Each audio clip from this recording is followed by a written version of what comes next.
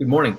Now that we've covered the home screen, let's go ahead and take a look at dashboards. We can either navigate there by clicking dashboards here or using the ribbon on the side. Let's go ahead and get there.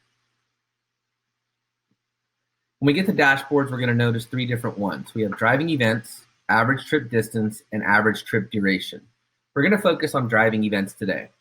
First things first, this is a demo account for us, and we have fake information here just for the sake of being able to show what it looks like, things of that nature.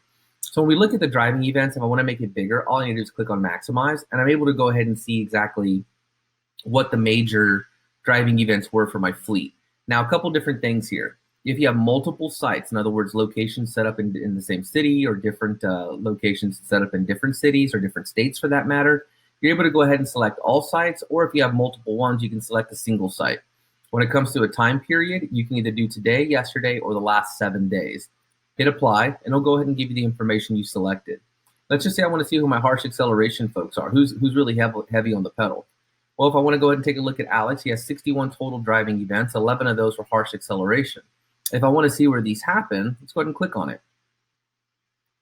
It's going to go ahead and pick these up for me. So if I want to go ahead and dig into one specifically and say, okay, let's go ahead and take a look at this one, I'll click on it, and it shows me it's right here. Now, this kind of tells me one of two things. Either A, he's probably getting up to speed, or he's trying to get on the merge onto traffic, things of that nature. You can see that it is a busy intersection right here.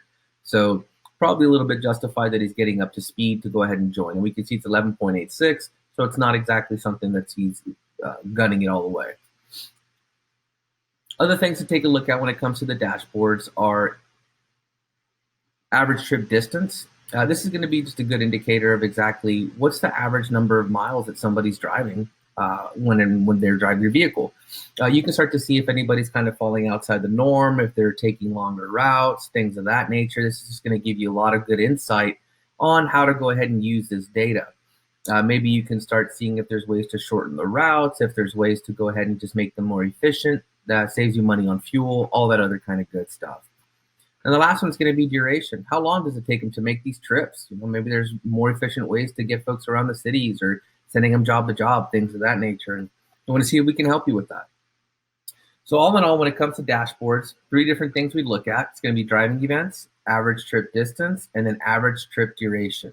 If you need anything else or have any questions, feel free to reach out to us, and we're happy to help with whatever we can. In a second, we're going to go ahead and take a look at tracking and the three things that we look at when we do tracking.